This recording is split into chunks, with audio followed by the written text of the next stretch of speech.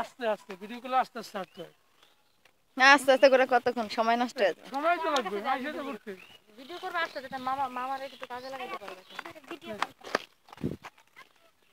এটা দিয়ে করেন ওনে।